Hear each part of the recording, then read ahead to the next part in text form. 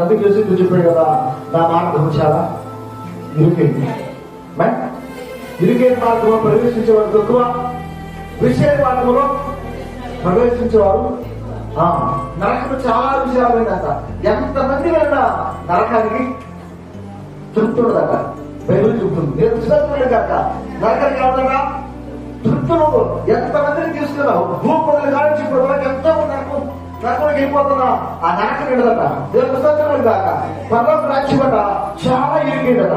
అందుకని ప్రభు చెప్పాడు, ఎన్నుకున్నవారు